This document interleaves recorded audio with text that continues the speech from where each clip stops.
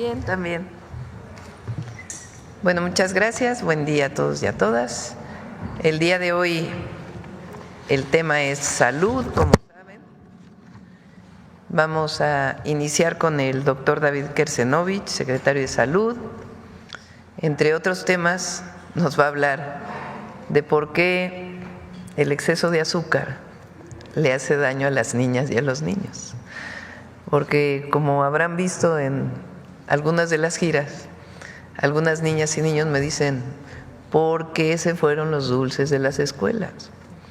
Y entonces vamos a iniciar ya se inició en las escuelas, pero la vamos a hacer todavía con mayor intensidad, de por qué el exceso de azúcares hace daño a la salud cuando son niños y niñas y posteriormente. Entonces nos va a platicar sobre ello. Luego está aquí Eduardo Clark, subsecretario de Integración y Desarrollo del Sector Salud, Zoé Robledo, director general del IMSS, Alejandro Schwartz, director general del IMSS Bienestar, y Martí Batres, director general del ISSSTE. Vamos a tener un enlace por la inauguración de un centro de salud muy importante en Zacatecas con el gobernador de Zacatecas.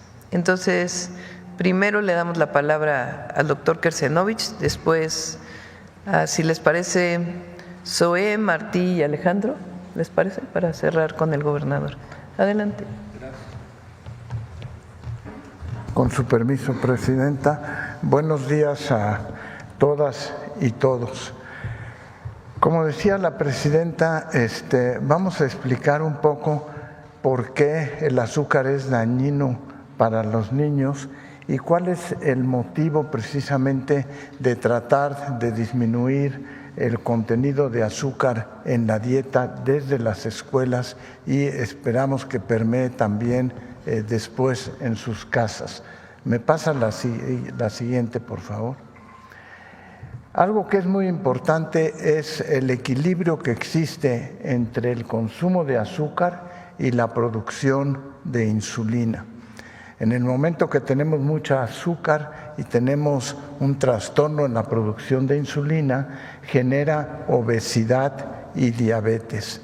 Aproximadamente en los niños que se han revisado en las escuelas, tenemos un problema de 39% de obesidad y tenemos 38% de diabetes en los niños que hasta el momento se han revisado. La siguiente, por favor. El consumo de azúcar, cuando es vacío, es decir, cuando no está asociado a otros productos nutritivos, entonces a eso le llamamos calorías vacías. Y las calorías vacías estimulan la producción de insulina y generan resistencia a la insulina. Y entonces se almacena en forma de grasa. Es muy distinto cuando el azúcar se da con otros nutrientes, por ejemplo, frutas y vitaminas, en los cuales también hay minerales, proteínas, antioxidantes y fibras. Entonces, lo importante es evitar las calorías vacías de nada más el suplemento de pura azúcar. La siguiente, por favor. Otra cosa muy importante es por qué se produce la adicción al consumo de azúcar. Y se ha demostrado desde el punto de vista biológico que el azúcar activa la liberación de dopamina en el cerebro como sucede con otras adicciones. Entonces uno va desarrollando adicción al consumo de azúcar. Y eso además va desarrollando una cosa que llamamos tolerancia, que quiere decir que cada vez necesitamos consumir más azúcar y por lo tanto los niños, si empiezan a consumir azúcar, después consumen más y más azúcar y desarrollan más sobrepeso y obesidad. Existen otros factores como por ejemplo el olor o la propia publicidad que estimulan entonces el consumo de azúcar. Y más recientemente lo que se ha demostrado es que hay cambios en el contenido en la microbiota intestinal por el consumo de azúcar y se liberan también distintos estímulos hormonales que hacen que los niños quieran tener más azúcar. Y por eso esa cifra que tenemos de obesidad y sobrepeso de cercano al 40% se vuelve muy importante. Si no se combaten desde niños, después desarrollan en la etapa adulta mucho mayor frecuencia de obesidad y de diabetes. La siguiente, por favor. Déjenme mostrarles un ejemplo que tiene que ver con caries dental. En los niños actualmente que se están revisando en las escuelas, 59% de los niños tienen caries dental. Y esta es una enfermedad provocada directamente por el azúcar. El azúcar va eliminando el esmalte de los dientes y permite entonces que se desarrollen bacterias en las encías. Ahí viene el nombre de una de estas bacterias y entonces eso favorece el desarrollo de caries. En las medidas que se están implementando se está aplicando flúor a los niños cada 6 meses precisamente para tratar de combatir la presencia de caries. Entonces, por todos esos factores, el consumir azúcar desde niños es lo que determina que después tengamos tanta obesidad y tanto sobrepeso. Si logramos influir en que no desarrollen esa tolerancia y no desarrollen la adicción al azúcar, sería la mejor manera de prevenir el desarrollo de obesidad, diabetes, caries dental. Muchas gracias.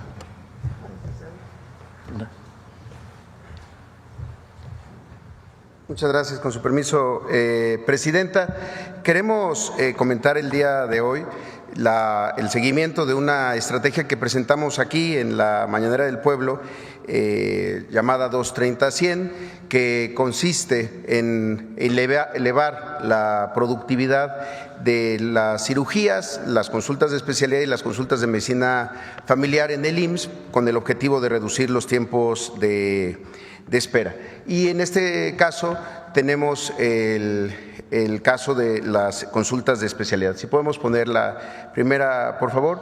Para aumentar las consultas de especialidad, estas que se realizan en los hospitales del IMSS, es decir, en el segundo nivel de atención por médicos y médicas especialistas, lo primero que hemos estado trabajando es el incremento de médicas y médicos especialistas. Para 2017 el IMSS contaba con 37,477 médicos y médicas especialistas de 82 especialidades, hoy son 48,537, lo que significa un incremento del 30%. Y el año de mayor incremento justamente fue el 2025, que se creció en 6,2% respecto a 2024. Esto es lo que nos permite tener mucho mayor productividad en las consultas de especialidad. En la siguiente podemos ver cuál es el objetivo. El año pasado se hicieron casi 26 millones de consultas de especialidad y lo que estamos planteando es un incremento de 4 millones de consultas de especialidad para este 2025.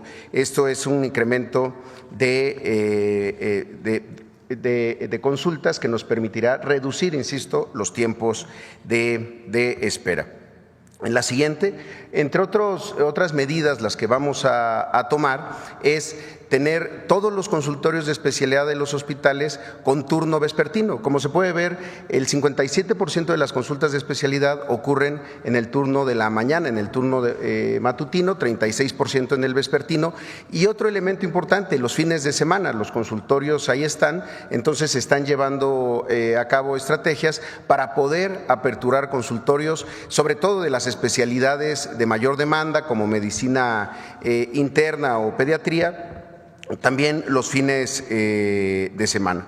En suma, en la siguiente, tenemos todas estas estrategias para lograr el objetivo: mayor contratación y retención de médicas y médicos especialistas, fortalecer la consulta en las tardes y los fines de semana, crear también una ruta express por gravedad, en particular para pacientes con cáncer, elección de pacientes entre diferentes hospitales para sus consultas y simplificar la referencia entre hospitales, así como la realización oportuna de todos los estudios diagnósticos. Y podremos ir viendo cómo se alcanzan estos objetivos.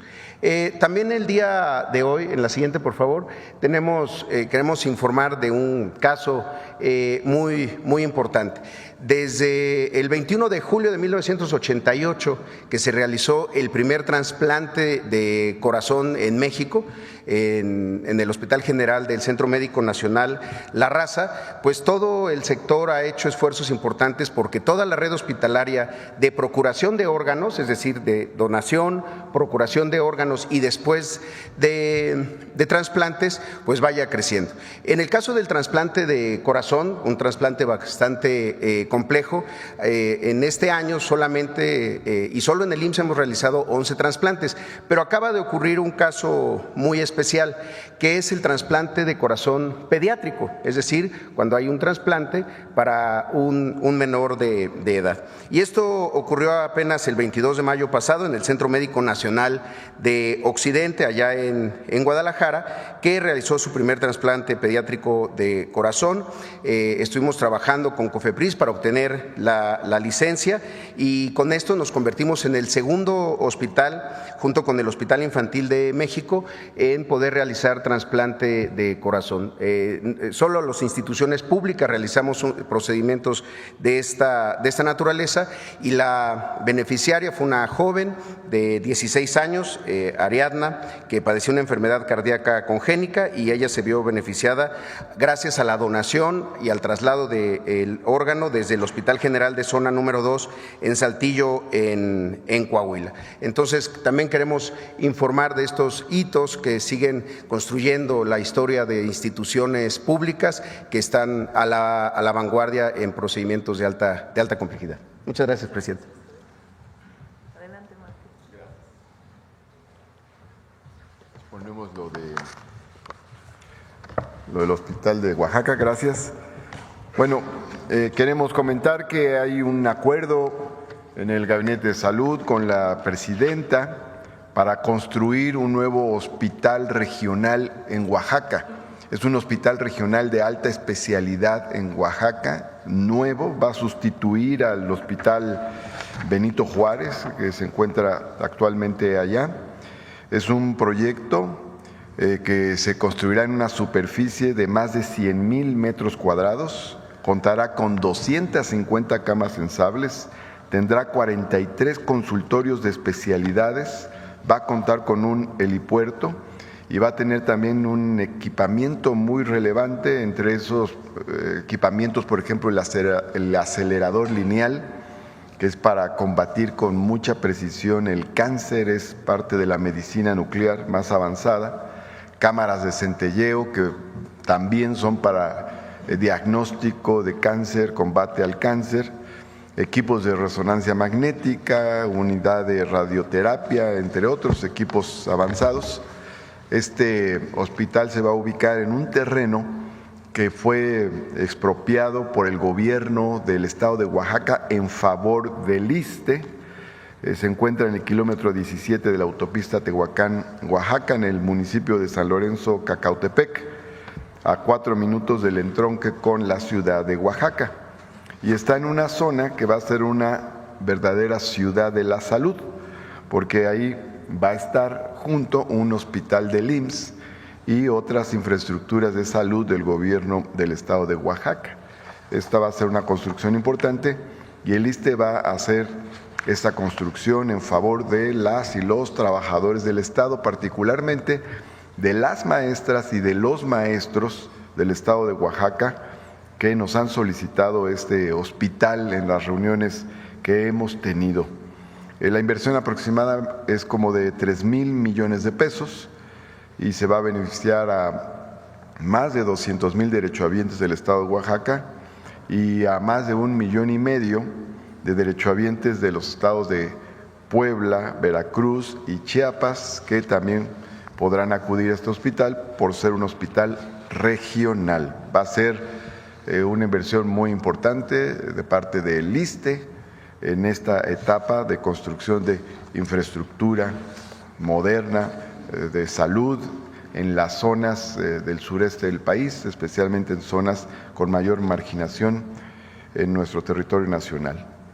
Ahora quiero comentar que en el marco del 64 aniversario del Centro Médico Nacional 20 de noviembre, que se realizó hace unos días, resaltamos varios temas en los que es vanguardia el Centro Médico Nacional 20 de noviembre, como por ejemplo la cirugía robótica y otros, pero también queremos destacar con ustedes que ahí en el Hospital 20 de noviembre, en este Centro Médico Nacional, trabaja la doctora María del Sol García Ortegón. De hecho, se formó ahí como cirujana, cardióloga, y ahí siguió trabajando y ahí sigue trabajando en el 20 de noviembre. Ella tuvo una licenciatura en Medicina General en la Universidad de Morelos, también una especialidad en cirugía en el Hospital Central de la Cruz Roja Mexicana, una especialidad en cirugía cardiotorácica en el Centro Médico Nacional 20 de noviembre, una maestría en Administración de Hospitales y Salud Pública en el Instituto de Estudios Superiores de Administración Pública.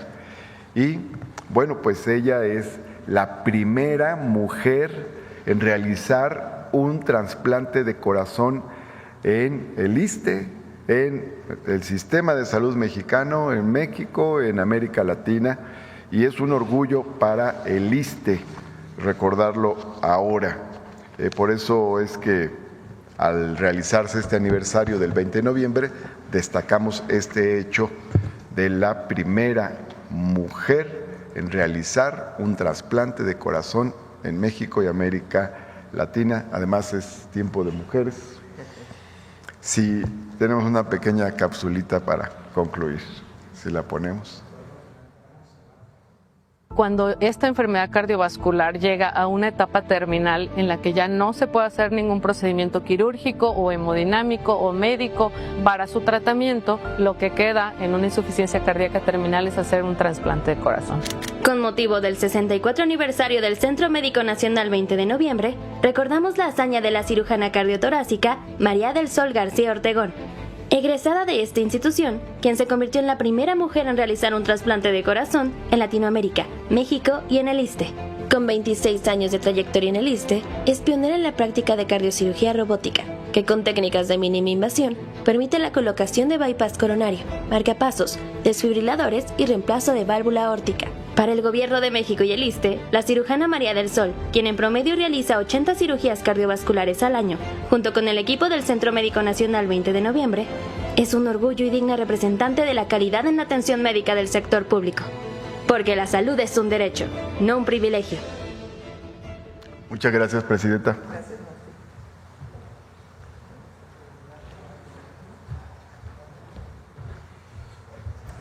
Muy buenos días, con su permiso, Presidenta. Desde Jerez, Zacatecas, uno de los municipios prioritarios para la atención primaria, hoy vamos a inaugurar un centro de salud que va a brindar atención médica a más de 36,000 personas. Esta unidad representa un avance concreto en el despliegue territorial de los servicios públicos de salud de nuestro país. El nuevo centro de salud atenderá 7 núcleos básicos, operará los 3 turnos de la semana, es decir, va a abrir los 365 días del año y ofrece atención médica, laboratorios, rayos X, farmacia, nutrición, psicología e incluso un módulo de estimulación temprana. Está diseñado para resolver el 80% de las necesidades de salud de la comunidad sin necesidad de hacer ningún tipo de derivación al segundo o tercer nivel. Se integra a una red estatal que ya cuenta con más de 150 unidades de primer nivel y 17 hospitales en el estado de Zacatecas. Como podrán ver, este lanzamiento forma parte del modelo del IMSS Bienestar, en el cual no solamente se expande la atención primaria, sino, y algo muy importante, se coordina, se fortalece y se articula. Siguiente, por favor. Gracias al compromiso del personal de salud, al liderazgo de nuestra presidenta y a la coordinación estrecha con el gobierno estatal, se han logrado avances significativos que quisiéramos resaltar en el estado de Zacatecas. 65,000 consultas adicionales en comparación con las medidas de los años anteriores, 69% en los centros de salud operando con horarios ampliados y 316 nuevas médicas y médicos integrados a la atención médica del Estado. Estos resultados no son resultados aislados, forman de una estrategia que nos ha pedido la presidenta impulsar, que consiste en 3 ejes. Gestión territorial, un modelo de atención médica cada vez más resolutivo y un financiamiento público sin intermediarios. El principio que guía esta transformación sanitaria que inició con el presidente Andrés Manuel López Obrador es claro: acercar los servicios de salud a las personas, especialmente a las zonas más excluidas o vulnerables. Siguiente, por favor. Para ello, hoy quisiéramos invitar a todos a localizar esta herramienta que acabamos de lanzar en el IMSS Bienestar, ya sea por nuestra página de internet o llamando al 800-298-1150 o a través del WhatsApp, en el cual podrán identificar cuál es el centro de salud más cercano a su comunidad, a su casa, y ahí podrán contar con personal calificado y el compromiso total para atenderlos. Presidenta, si usted nos autoriza, damos paso al enlace con el gobernador del estado de Zacatecas, el licenciado David Monreal Ávila, junto con nuestro titular de la Coordinación Médica Regional y nuestro titular del IMSS Bienestar en el estado de Zacatecas. Señor gobernador, buenos días, lo escuchamos. Gracias, muy buenos días. Buenos días, Presidenta de la República, Claudia Sheinbaum Pardo. Queremos hacerle entrega de su palabra, de su compromiso, que el día 12 de abril de este año en curso hiciera usted con el pueblo de Jerez, y a su nombre estamos haciendo entrega de esta clínica de salud, pero quiero informarle que desde el día 16, tal como lo instruyó aquí en esa visita, 16 de mayo, se aperturó para dar atención al pueblo de Jerez. Por eso, desde este maravilloso pueblo zacatecano, toda la familia de IMSS Bienestar y el pueblo de Jerez, el pueblo de Zacatecas, le queremos expresar el reconocimiento y la felicitación por la palabra cumplida en su visita este pasado 12 de abril. Aquí se encuentra, Presidenta, toda la familia del IMSS Bienestar, y desde acá le mandamos un saludo hasta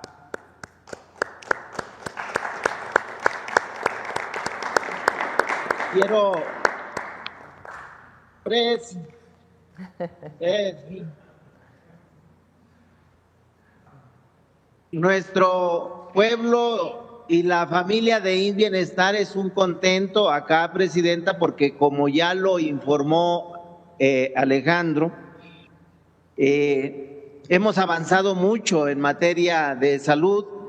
Queremos nuevamente agradecerle porque acá también se va a construir por primera vez en la historia de Zacatecas el hospital de tercer nivel, que ya inició, que usted mismo vino a colocar la primer piedra allá en el municipio de Guadalupe, y es una demanda muy añeja. Quiero que lo sepa la República, porque por primera vez en toda su historia, la de Zacatecas va a contar con atención de salud en el tercer nivel. Era una demanda muy añeja.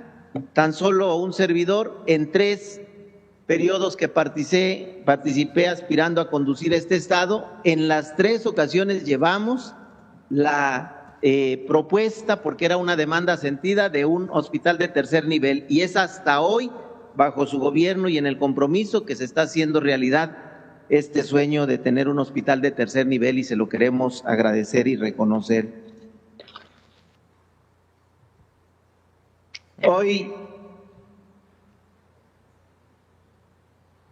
Hoy queremos decirle que se ha avanzado tanto que hoy la familia IMSS Bienestar, solo estoy hablando del IMSS Bienestar, tiene una plantilla ya superior a los 3,200 entre doctores, doctoras, enfermeras, enfermeros, y de ellos 1,500, que quiero destacarlos, son de nueva contratación, los 1,700 son de los transferidos, y por eso no tenga ninguna duda, acá tenemos mucha gratitud, ha mejorado mucho la atención de salud, las cirugías, las consultas, el territorio, y el compromiso que queremos hacer el día de hoy para corresponderle es que vamos a apegarnos al programa que viene a consolidar todo este modelo de salud del doctor, del médico de médico en tu casa, y que ya vimos con alegría el fin de semana, dio arranque usted personalmente, y que acá en Zacatecas la vamos a esperar con mucha alegría, con mucho entusiasmo, porque cada visita que hace nuestra presidenta Claudia Sheinbaum viene a traernos no solo el beneficio, sino la alegría, la esperanza, y viene a compartir con el pueblo de Zacatecas todo ese desarrollo que está llevando a cabo en toda nuestra república. Muchas gracias, presidenta, por esta clínica, y muchas gracias por su liderazgo y su trabajo. Usted no está sola en esta encomienda de conducción de país, y desde Zacatecas queremos decirle una vez más todo nuestro cariño, nuestro compromiso y toda nuestra lealtad a la política pública que se está llevando a lo largo y ancho de nuestra patria. En Zacatecas la queremos bien mucho, y quiero que se sepa en toda la República todo nuestro respaldo, todo nuestro apoyo y nuestro cariño. Muchas gracias, presidenta. Muchas gracias, David. ¿Quieres comentar algo más del Centro de Salud? Sí. Muchas gracias, presidenta. Como usted nos ha... para el corte de listón, señor gobernador. Sí. Amable.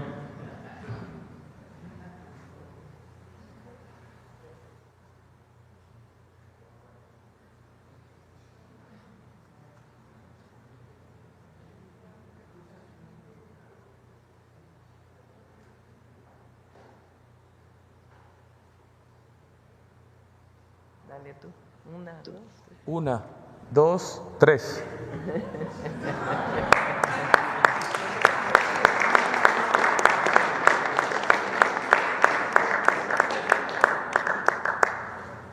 Presidenta, solo comentar que, como usted nos ha instruido, informarles que este centro de salud nace con un conjunto de metas importantes a cumplir durante este 2025, también con un equipo regional médico que estará pendiente del cumplimiento de esas metas y de garantizar el suministro de abasto necesario para el cumplimiento de estas metas. Y este año en Jerez, particularmente en este centro de salud, haremos 9,000 consultas, una cifra histórica en los servicios de salud del Estado a diciembre de este año, y esto responde a un enfoque proactivo que los centros de salud del bienestar buscan en el primer nivel de atención, de realizar cada vez más consultas por el bien de la comunidad. Muchas gracias, presidenta. Muchas gracias, David, por tu trabajo al frente de Zacatecas, y muchos saludos, cariño al pueblo de Jerez, de Guadalupe y de todo Zacatecas. Muchas gracias.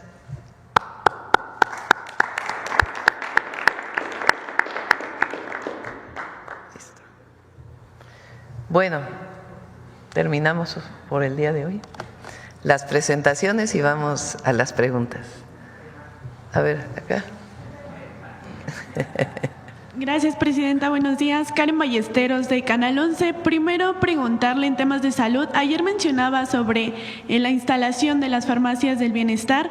Saber si ya tienen una fecha exacta, cuáles estados serán los primeros en donde se instalarán estas farmacias, cuántas se espera que ya haya en operación en este año, y pues saber qué tipo de medicamentos van a tener. Se inicia su instalación en agosto. En el mes de agosto van a estar en 5,000 localidades que están más alejadas de los centros de salud, en las tiendas del bienestar, las antiguas tiendas Diconsa. Ahí se va a hacer, o se está haciendo, un ejercicio muy importante para que Birmex entregue los medicamentos a Alimentación para el Bienestar. Ahí se van a etiquetar para saber a qué paciente van de acuerdo con la consulta que se hizo de las enfermeras y enfermeros, y se va a llevar hasta la tienda del bienestar. Entonces son 5,000. Y en el caso de los centros de salud, estarán afuera de los centros de salud de las 3 instituciones, la mayoría, IMSS Bienestar, IMSS e ISSSTE. Estamos hablando de por lo menos 10,000 más, por lo menos. Entonces estamos hablando de 15,000 farmacias del bienestar. ¿Qué medicamentos van a tener? Los que son parte del programa Salud Casa por Casa. Es decir, medicamentos principalmente para las enfermedades crónicas, diabetes, hipertensión y algunas otras que determina la Secretaría de Salud y que las enfermeras dan el seguimiento en su domicilio a todas y todos los adultos mayores y a las personas con discapacidad. Entonces se va a iniciar con los medicamentos para ese programa y probablemente después seguiremos ampliándolo. Al mismo tiempo, pues va avanzando de manera muy importante el abasto de medicamentos en los centros de salud y en los hospitales. Entonces son las dos, uno para el propio programa, Salud Casa por Casa, y la otra, pues, el abasto de medicamentos necesario en los centros de salud y en los hospitales. ¿Y se tiene una inversión estimada para esta? Es parte de la misma inversión de medicamentos que se tiene para este año y el próximo año.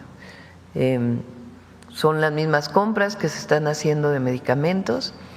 Alimentación para el Bienestar tiene su propio equipo de distribución y Birmex tiene su propio equipo de distribución. El gasto mayor pues va a ser en un pequeño anaquel y la infraestructura, pequeña infraestructura que se requiera para atender afuera de los centros de salud. Okay. Aprovechando que está aquí también el Gabinete de Salud, se hablaba de que hay 6 casos de personas que han sido afectadas por el gusano barrenador.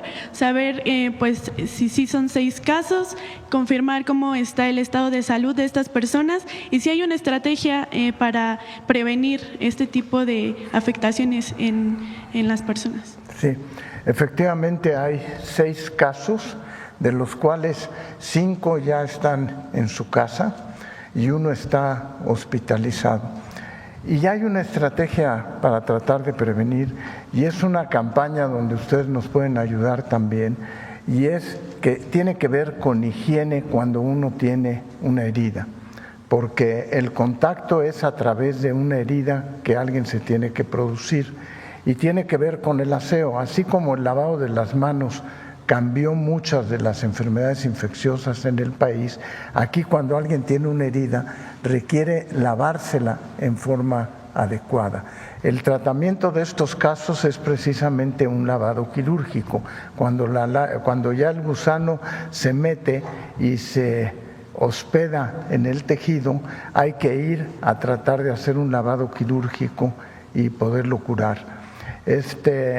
Ese es realmente el motivo más importante, es el aseo de las heridas. Primero, evitar las heridas; segundo, asearlas en forma adecuada. ¿Y en dónde se dieron estos casos? ¿Perdón? ¿En qué estados se dieron estos casos? A ver, este caso se ha dado en Chiapas fundamentalmente, donde han ocurrido los casos. Gracias. Gracias. Y tienen que estar en contacto con el ganado, obviamente, son sí. Las personas que se enferman. Precisamente sobre el tema del gusano barrenador, el titular de SADER, Julio Verdeguer, informaba que esta semana tendrá una llamada con su homóloga estadounidense. Saber si tiene información sobre qué día se realizaría esta conversación. El día de hoy creo que es la llamada y ya pues terminando esta llamada ya se estará informando. ¿Y qué se esperaría de esta conversación? Pues esperamos que retiren ya hay todo el acuerdo técnico. O sea, los técnicos de Estados Unidos y nuestros técnicos ya se pusieron de acuerdo de cómo evitar que la plaga llegue al norte, están totalmente de acuerdo. Entonces, pues lo que hay pues es una decisión de la Secretaría de Agricultura de Estados Unidos y ahí está pues trabajando todos los días el secretario de Agricultura nuestro. ¿Se podría levantar esta misma semana la suspensión? Pues vamos a ver cuál es la llamada y ahí estaremos informando. Ok. En otro tema, Presidenta, ayer la consejera presidente del INE se pronunció sobre los amagos de la CENTE de estos intentos pues de boicotear, ¿no?, las elecciones judiciales. Entonces afirmó que por parte del INE existe un plan de apoyo para garantizar la participación de la ciudadanía ese día. ¿Cree que se necesite una estrategia para hacer frente a un boicot, un posible boicot de la CENTE en la elección, o cree que se pueda llegar a un acuerdo con el magisterio? Pues vamos a esperar, depende de ellos. Ayer la secretaria de Gobernación les envió un oficio para que quede constancia de que estamos llamando al diálogo. Ya lo tienen por escrito, tienen que tomar ellos la decisión de si van a dialogar o no, porque si deciden no dialogar, pues ¿por qué? Si lo que están pidiendo es diálogo. Por cierto, ayer no mencioné que en la última reunión que yo tuve con la CENTE, les propuse que nos viéramos el 8 de mayo y ellos ya no llegaron a esa cita. Entonces sí es importante que se conozca. Fue mi propuesta, ellos querían que nos reuniéramos cuando tuvieron el primer paro de los 3 días. Les dije, no, pero con todo gusto los recibo el 8 de mayo. Y ya no llegaron a esa reunión.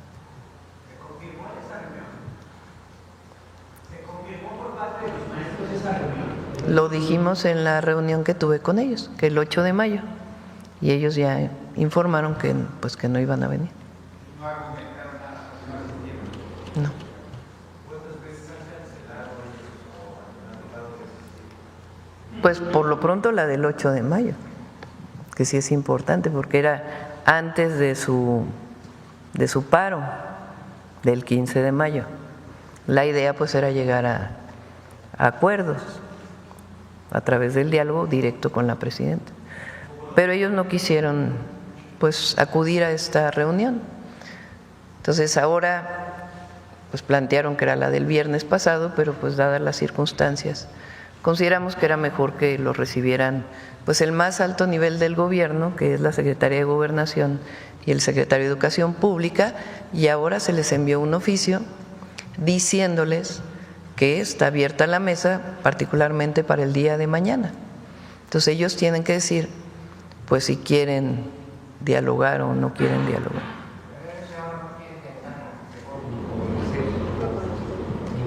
Ahí está la mesa abierta para dialogar. Nosotros siempre vamos a abrir al diálogo, pero pues ayer ellos dicen que no están en contra de la reforma al Poder Judicial, pero ayer fueron al INE.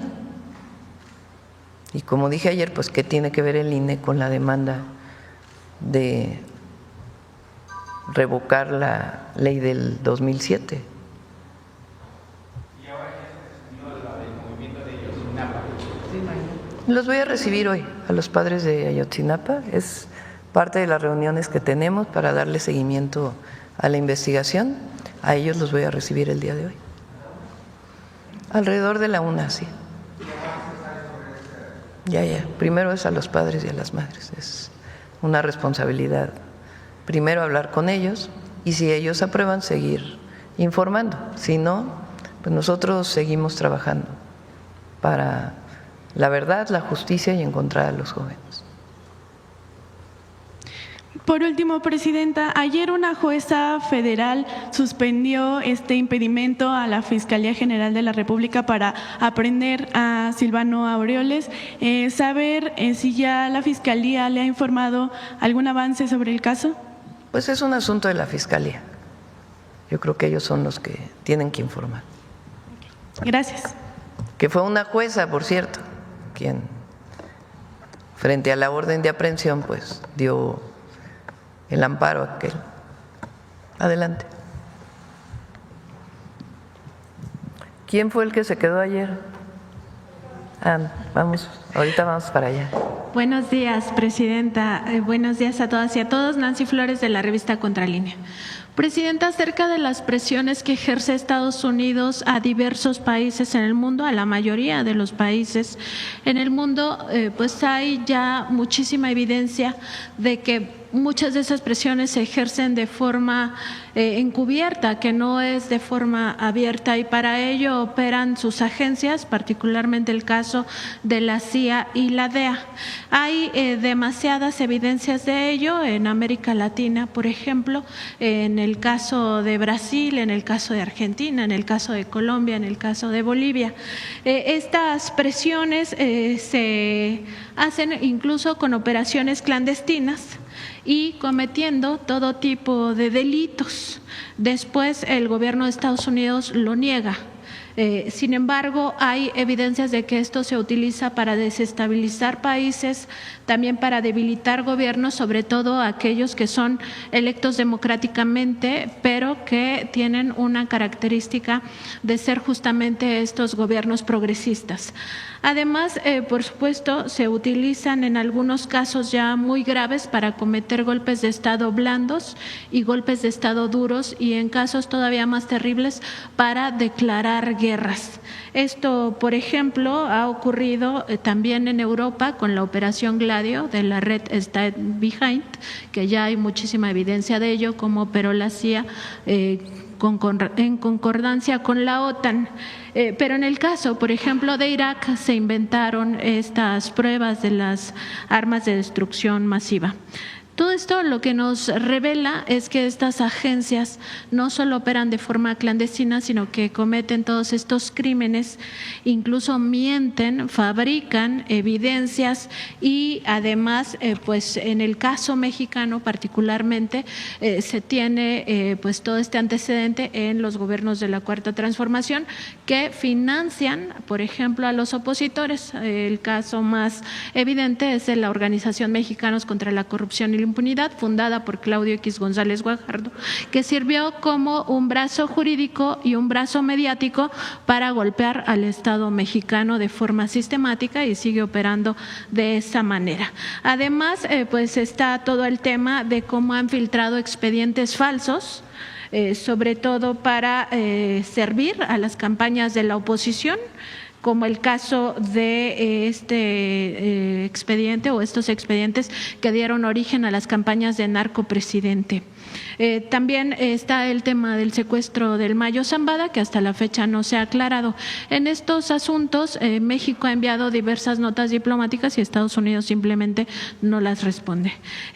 Todo esto, por supuesto, está documentado y forma parte de las operaciones que hace sistemáticamente Estados Unidos alrededor del mundo. Preguntarle, Presidenta, si es suficiente con la reforma que se hizo a la Constitución Política de los Estados Unidos mexicanos y con las leyes que tenemos para acotar el papel que juegan estas agencias en nuestro país y sobre todo para vigilar que no hagan este tipo de acciones y sobre todo que no caigan en ilícitos. Bueno, tenemos la reforma constitucional y la Ley de Seguridad Nacional, que es muy clara en la forma en que deben operar agentes de cualquier agencia de los Estados Unidos en nuestro país, de cualquiera de las instituciones de inteligencia o de migración o alguna otra actividad. Entonces está muy claro en la Constitución y en las leyes. Yo pienso que lo primero es que para evitar cualquier injerencismo o cualquier búsqueda de injerencismo, pues lo importante es la fuerza del gobierno. Nosotros tenemos una fuerza enorme y es porque nunca hemos traicionado ni vamos a traicionar al pueblo de México. Esa legitimidad de nuestro gobierno y de los gobiernos de la Cuarta Transformación pues nos da una fuerza muy grande.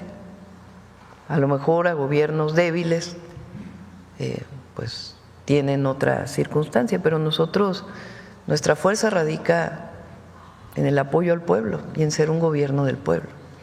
Y ese es frente a cualquier tema, no solamente algún injerencismo de algún país extranjero, sino frente a cualquier otra circunstancia. Lo importante es la fuerza. Y eso no lo vamos a perder nunca, porque nunca vamos a traicionar a la gente. Siempre vamos a estar cerca. Eso es lo primero.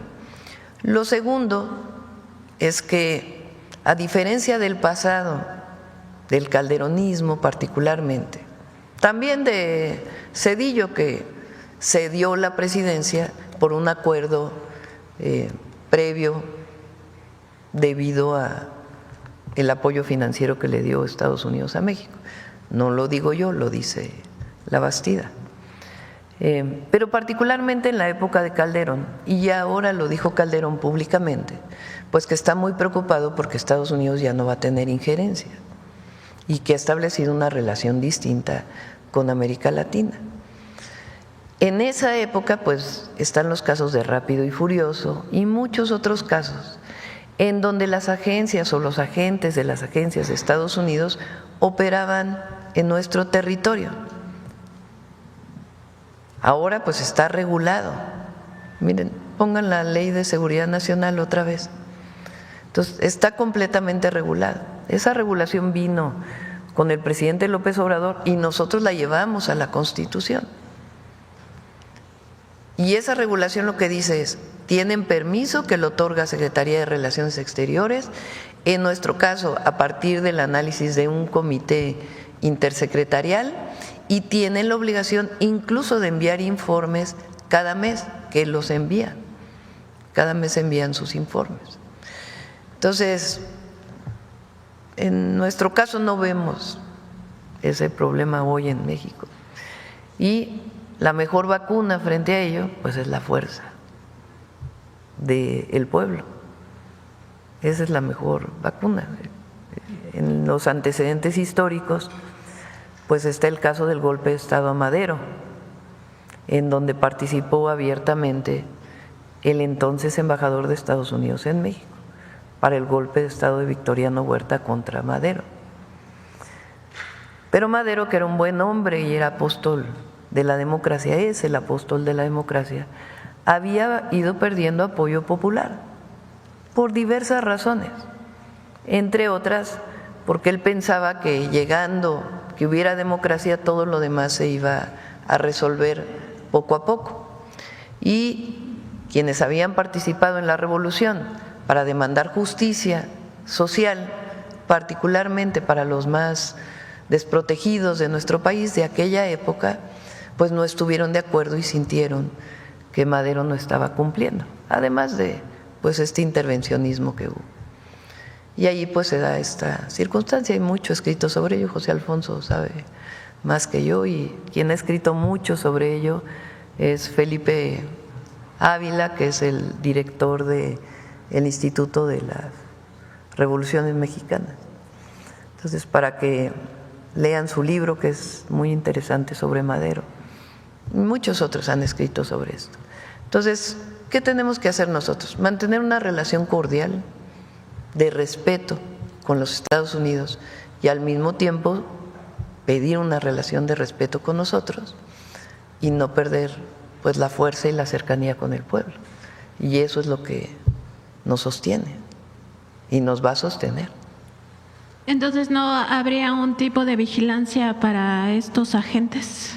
Pues no, porque ellos tienen muy claro sus atribuciones y cómo tienen que operar en México. Entonces, solo podrán desarrollar las actividades de enlace para el intercambio de información, no podrán ejercer las facultades reservadas de las autoridades mexicanas, ni podrán aplicar o ejecutar las leyes extranjeras, deberán abstenerse de realizar gestiones directas ante autoridades distintas a la Secretaría de Relaciones Exteriores o de las dependencias que correspondan en términos de los respectivos convenios, deberán poner en conocimiento de las autoridades mexicanas que corresponda en términos de los respectivos convenios de cooperación internacional, deberán presentar ante las Secretarías de Relaciones Exteriores y de Seguridad y Protección Ciudadana un informe de carácter mensual que lo presenta, está, digamos, en regla todos los informes que se han estado presentando. La que sigue. En dicho informe se deberán incluir las actividades y gestiones que desarrollen ante las diversas autoridades federales, de las entidades federativas y de los municipios. Tendrán prohibido realizar o inducir a terceras personas a realizar detenciones, deberán abstenerse de realizar actividades que pongan en peligro su integridad física y solo podrán portar las armas de fuego que en su caso les autorice la Secretaría de la Defensa Nacional. Entonces hay coordinación, pero pues deben cumplir el marco de la ley en nuestro país. Presidente, en otro tema, pues estamos viendo en tiempo real un genocidio que comete Israel en la Franja de Gaza. Ahí, pues diariamente se reporta el asesinato de bebés, de niños, de niñas, de mujeres, de ancianos. Esta atrocidad no ha tenido límite. Ninguna institución internacional ha puesto freno a esta barbarie. Preguntarle si en el caso de mexicanos se evalúa ya romper relaciones con el Estado de Israel, toda vez que pues podría ser una forma de manifestar que estamos en contra de este genocidio cruel, inhumano. Nosotros estamos de acuerdo. Bueno, primero condenamos esta situación. Segundo, nosotros lo que buscamos es la paz. Y esa es la política exterior de nuestro país. Entonces, lo que buscamos es construir la paz. En su momento, el presidente López Obrador hizo propuestas, tanto para la guerra en Ucrania como para la situación de Palestina. Y el secretario de Relaciones Exteriores está en esa actividad, buscando por todos los medios que se construya la paz en esta franja. Entonces, esa es la política exterior de México y la estamos siguiendo todos los días. Y Presidenta, ya por último preguntarle, el día de mañana ya se terminan las campañas para la elección judicial. De hecho, mañana a la medianoche pues ya es el momento en que entra la veda para hablar de esta importante jornada electoral que vamos a tener el próximo 1 de junio y que nos va a llevar a la democratización del Poder Judicial Federal. Preguntarle si van a hacer algún tipo de información mañana, justamente aprovechando que es el último día, para orientar a las personas cómo se debe de ejercer este voto que es inédito y que además conlleva pues muchas boletas, que no es tachar el nombre de un partido político, sino es más bien pues apuntar estos números de los candidatos y candidatas. Preguntarle también pues cómo ha visto todo este llamado al boicot desde las corporaciones mediáticas y sobre todo cómo ha visto pues falta de influencia, ya vamos a llamarlo así, en la sociedad, si espera una buena jornada para el 1 de junio. Gracias. Va a haber una buena jornada el 1 de junio, el 1 de junio. Hay deseos de participar. Entonces va a ser una jornada donde millones van a participar, millones de personas, para elegir al Poder Judicial por primera vez en la historia en México. Entonces, por cierto, ahí salió un artículo en uno de los periódicos de fuera, de que era un experimento, creo que kafkiano, dicen. Es decisión del pueblo de México elegir. En Estados Unidos se elige en la mayoría de los estados. A nivel federal la Corte no, pero en muchísimos estados se elige a las cortes estatales, o sea, lo que representarían las salas superiores de los tribunales de justicia en los estados de la República. En muchísimos lugares de Estados Unidos se eligen, y se eligen a jueces y a juezas. Entonces es una práctica. Incluso en algunos estados están vinculados a partido político, o sea, no van como personas, sino van como personas con el apoyo de un partido político, el demócrata o el republicano en los Estados Unidos. Aquí, Texas. Entonces, es una práctica en los Estados Unidos. Aquí, pues lo que decidimos, dada la historia del Poder Judicial en México, que la mejor manera de sanear al Poder Judicial pues era con la participación del pueblo. Entonces va a ser una elección muy buena y a la gente decirles que vayan a votar. ¿Y van a hacer algún tipo de mensaje para el día de mañana? Porque ya es el último día que se puede explicar. Grabé un video que está ahí en mis redes sociales de cómo votar. Y está en los medios públicos y en los tiempos oficiales, dado que en este caso el INE permitió que el gobierno informara, pues una campaña muy extensa. A ver si pasan alguno de los…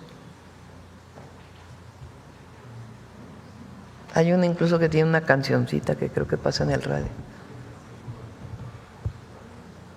A ver, pasa esa y luego la otra.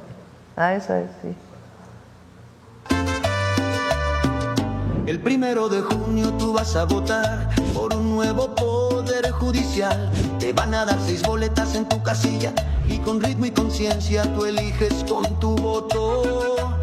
Del lado izquierdo verás a mujeres, del lado derecho a los hombres también. Y junto a su nombre tú vas a mirar qué poder los postuló para este gran lugar. Escribe el número de la candidatura con cuidado. Arriba en el recuadro no te vayas a equivocar. Después la boleta, sí, señor, directo a la urna. Y así tu voto por justicia empezará a contar. No taches nada ni pongas tu nombre, son número correcto y se entiende todo. No olvides la fecha 1 de junio.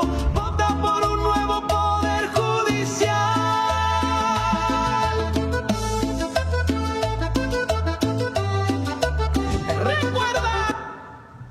Para recordar el 1 de junio. Gracias, presidenta.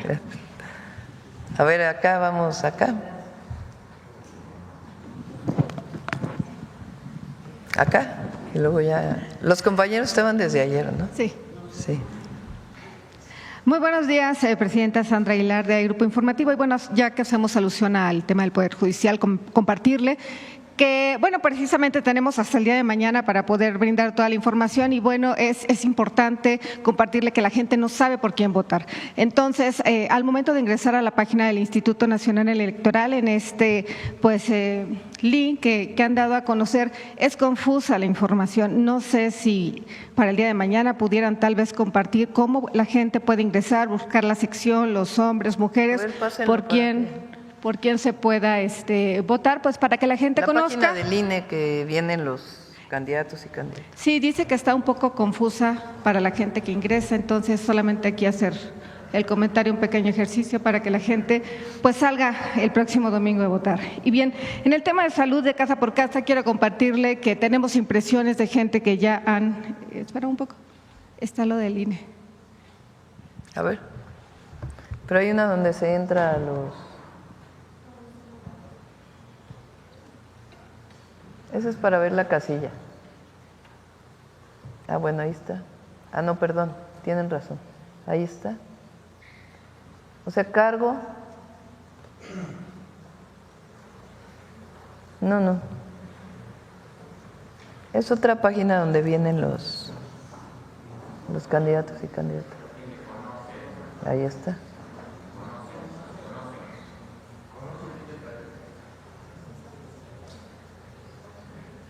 Bueno, sigue con las preguntas y ahorita los compañeros la van. Pues bien, continúo. En el tema, ciertamente, presidenta, de Casa por Casa, hemos sido testigos precisamente de personas que han visitado, que están contentas, que sí, ciertamente confirmamos esto que usted nos ha compartido, se quedan los facilitadores de la salud platicando con ellos, conversando con ellos, les piden realmente una mínima información, tener la cura a la mano, tener pues tal vez la identificación oficial y les han ayudado ciertamente, sí. a conseguir pues estas citas que tal vez habían postergado, y hay un seguimiento, y le comparto que la gente también de repente tiene pues miedo a que los servidores o la gente que está visitando casa por casa, si bien es cierto que se identifican, pues bueno, solamente pues hacer pues mucho hincapié en que la gente conozca que van a visitarlos, cómo se identifican o cómo identificarlos para que tengan la confianza y puedan brindar también la ciudadanía las facilidades y que puedan ingresar bien por ellos. Y pues aprovechando ahora que están precisamente el tema o el sector de salud, usted tal vez conozca este caso de Poza Rica, Veracruz, el caso de Memito, que lo atendió pues muy activamente en su momento el presidente Andrés Manuel López Obrador el 16 de febrero del 2024. Aquí se denunció que pues Memito ya lo habían desahuciado ciertamente de instituciones del Instituto Mexicano del Seguro Social, que era un bebé que no tenía pues forma de seguir adelante porque sus medicamentos eran muy costosos. Dos de ellos, uno sí se le brindó, que fue el Risdisplan. Él continúa siendo atendido desde el 2024, hoy tiene ya 2 años, 6 meses y aún le falta uno de los medicamentos. Importante compartirle cómo que a partir de este caso el medicamento Risdisplan ya se les brinda a más niños, ya se les está brindando la atención, pero si hay posibilidad de poder seguir dando seguimiento, pues a este caso se lo va a agradecer, y manda, por supuesto, pues agradecidos los papás, los abuelos que aquí estuvieron a las 5 de la mañana y que se atendió y que fue pues visible y que sigue siendo pues este caso, levantando la voz y agradeciendo siempre al gobierno federal y específicamente al director general del Instituto Mexicano del Seguro Social. Ok, y compartirle un caso más, Presidenta. Familias de Mulegé, en Baja California Sur, están denunciando que hace 40 años fueron víctimas precisamente de una estafa con la venta de tierras de lo que se conocía como el Coret. Hoy, pues bueno, es el Instituto Nacional del Suelo Sustentable y están pues en riesgo de perder sus viviendas, su patrimonio. Ellos pagaron ya pues los terrenos, ya construyeron. Se sabe en estos momentos que pues pobladores o ejidatarios quieren quitarles estos terrenos, quieren quitarles estas viviendas, y lo único que están pues pidiendo es que se revise su caso. Han pagado ciertamente, y además de construido sus negocios, sus impuestos, el predial, el agua y entre otros servicios más que tienen ahí. Si hay posibilidad de que atiendan su caso, hay una familia que nos comparte esta denuncia y que si nos da oportunidad se la queremos dejar el día de hoy. Y pues bueno, pues agradecer como siempre. Tamaulipas no había tenido oportunidad de, Presidenta, que pues en este tema de las 12,000 viviendas afectadas en el municipio de Reynosa, usted acudió a Matamoros, usted acudió a Reynosa y al día siguiente pues ya estaban ahí los enseres, ya estaban levantando los censos y pues bueno, la gente agradecida. Y también comentarle que muchos políticos y servidores acuden a sus eventos, Presidenta, se toman la foto del recuerdo, la postean, pero al momento de la ayuda nadie, solamente los ciudadanos de Reynosa acudieron a atender el llamado en esa emergencia, y el gobernador obviamente hizo lo propio, pero los servidores que siempre están en primeras filas, ellos quieren decirles que los primeros apoyos que se brindaron fueron por parte de los mismos ciudadanos que vieron, que inclusive brindaron cobijo, llevaron alimentos y también brindaron sus viviendas para todos aquellos que en su momento se quedaron sin nada. Es lo que tengo que compartirles el día de hoy. Y es la maravilla del pueblo de México. Frente a una situación adversa siempre hay apoyo, cariño. En este caso hubo alimentación, mucha ayuda.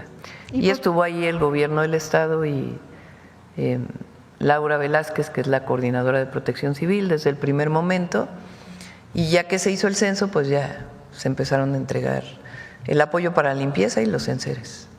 Y qué bueno que usted acude a las comunidades y acude a los estados, Presidenta. Yo creo que no es necesario decir nombres y apellidos. Usted se da cuenta quién es la persona que está ahí, quiénes son los servidores o los políticos que apoyan a la gente. Y me dijeron que les dijera nombre, usted sabe de quiénes estamos hablando. Muchas gracias. Gracias. Ahora vamos acá y luego acá y luego acá. Todos van a pasar, no se preocupen. ¿Ya tienen el conócelos?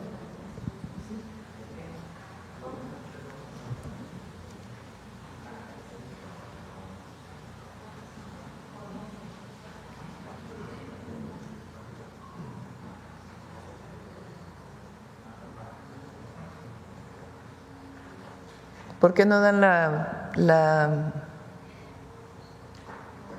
liga?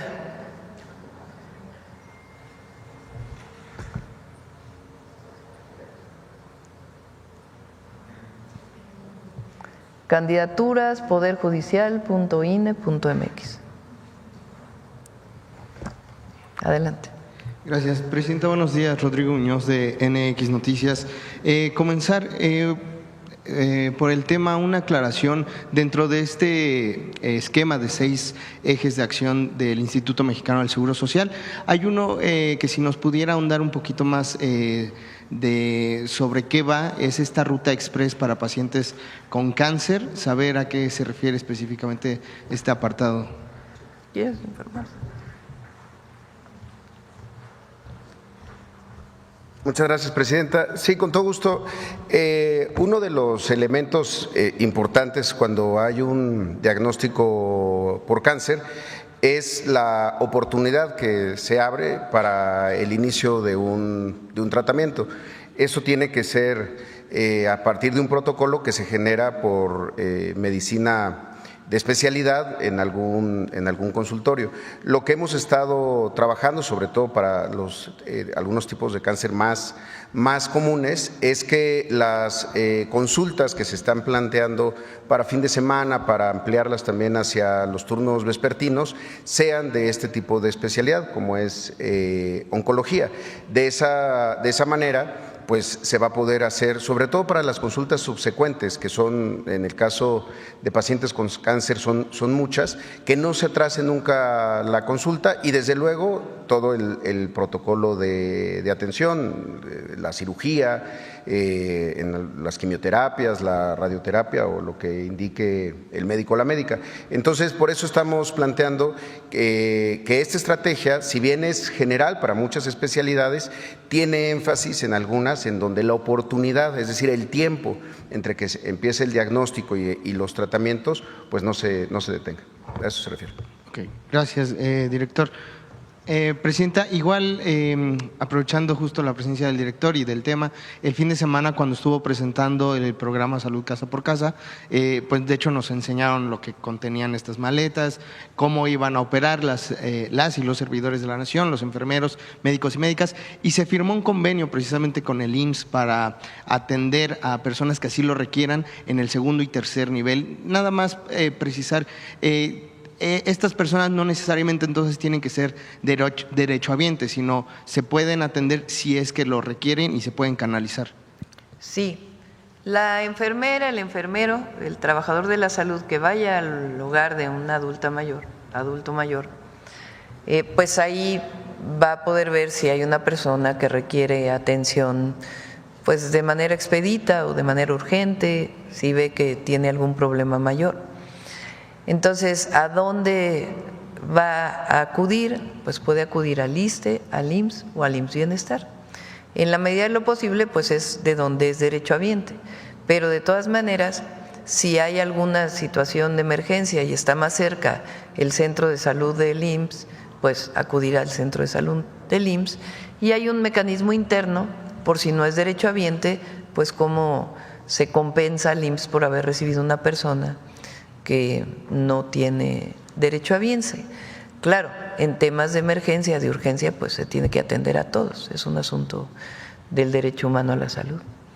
Gracias, Presidenta. Pasando a otro tema, de acuerdo al último reporte presentado del INEGI estos días, se informó que las exportaciones en la industria automotriz cayeron aproximadamente un 7%, si no mal recuerdo, pero crecieron también las exportaciones de mercancías en general de México, la manufactura un 5.8%. De esta forma, digamos, se compensaron estas cifras. Pero preguntarle entonces si tiene reporte de las últimas reuniones que haya sostenido el secretario de Economía, Marcelo Ebrard, este fin de semana allá en Washington. Estos meses pasó algo especial, distinto a lo que ha pasado otros años por el tema de los aranceles.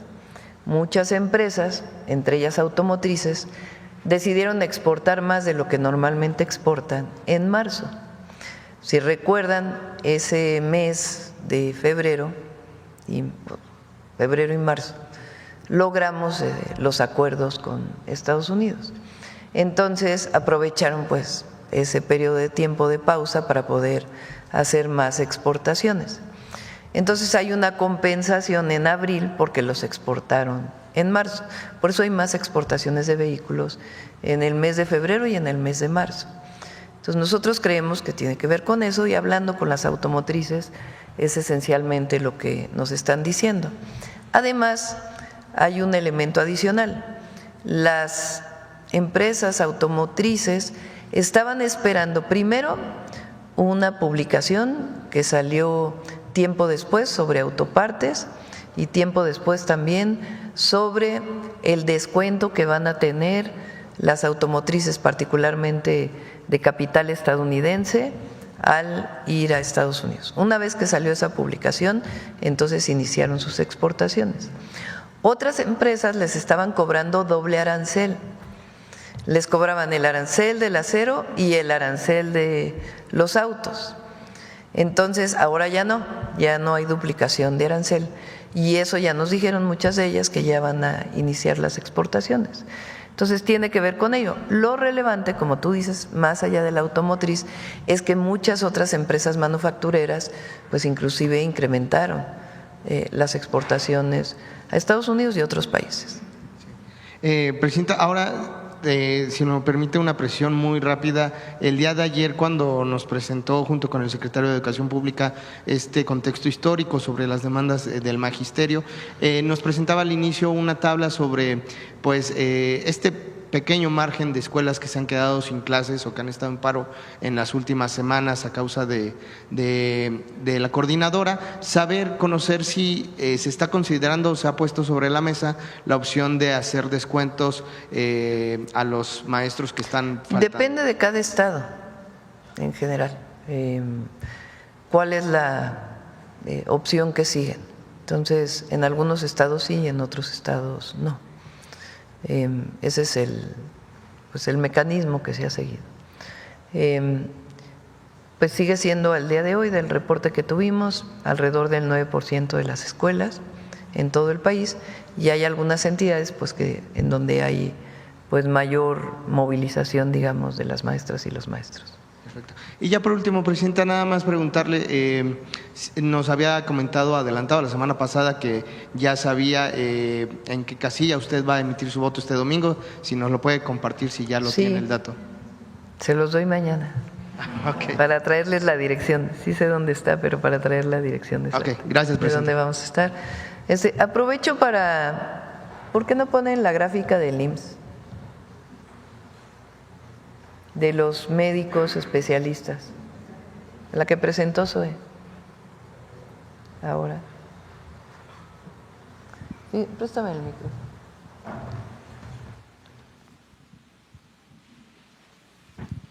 No sé si se acuerdan que hace poco Zoe presentó la gráfica donde son los ingresos a especialidad. No sé si la tienes por ahí, Zoe, para que la podamos pasar. Recuerden que en todo el periodo neoliberal restringían muchísimo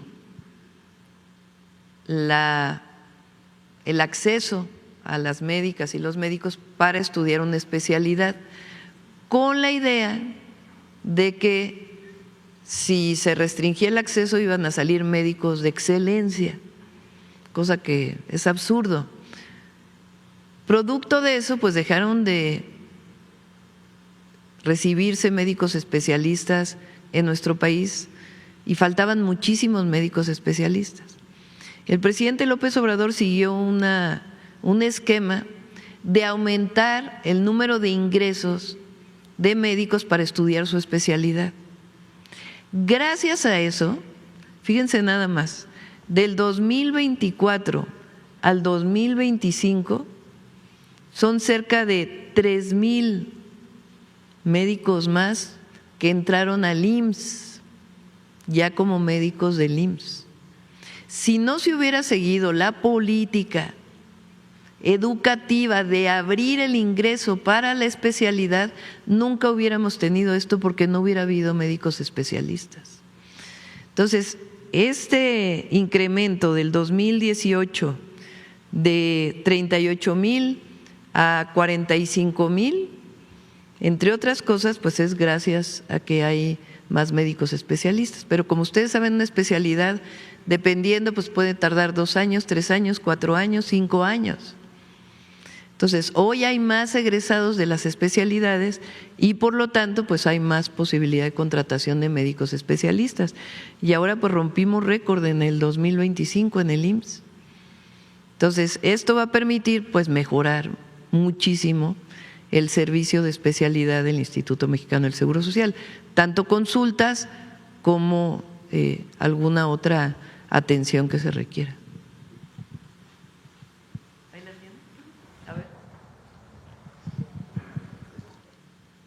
¿Estos son los ingresos? A ver, explícalo, Zoe. Muchas gracias, presidenta. Muchas gracias.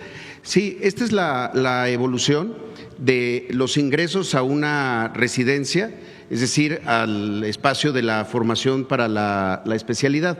Entonces, los ingresos es esta lámina verde. Como se pueden ver, antes estaban en 4,717, se abrían pocas becas. Recordemos que el médico que entra a la residencia, el IMSS, se hace cargo de toda su formación y además se le paga una beca mientras está formándose. Entonces, primero se creció en pues más de el doble a lo largo del tiempo estos ingresos a las residencias médicas del Instituto Mexicano del Seguro Social hasta llegar a 1813. Pero el otro asunto era que de los que egresaban, pues se lograran contratar en el propio Seguro Social. Entonces, también, por ejemplo, aquí vemos cómo 7,434, solo este año se lograron, de los que egresaron, 9,615 se lograron captar. Es decir, estamos no solamente formando más, sino contratando más de lo que se forma. Por eso es que estas estrategias es posible plantearlas, porque de otra manera, pues aunque se tengan los hospitales, los quirófanos, los consultorios, pues sin los médicos no sería posible incrementar el número de consultas o el número de cirugías. Y efectivamente, este año sí rompimos récord en la captación, fueron 9,615 nuevos médicos, especialistas todos y todas ellas que fueron contratados en el Seguro Social. Gracias.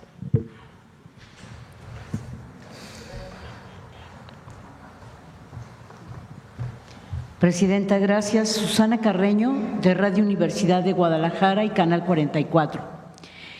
En las emisoras en las que colaboro y el canal, son 8 emisoras, un canal 44 en Jalisco, y tenemos la oportunidad en donde yo estoy, en Puerto Vallarta, de establecer diferencia entre un estado y otro, es decir, Nayarit y Jalisco. Y como a veces somos un poco críticos, ¿verdad?, quiero reconocer el trabajo del IMSS, del director, porque nos consta cómo estaba Nayarit, cómo está ahora y la coordinación que ha tenido con el doctor Miguel Ángel Navarro Quintero, ¿sí?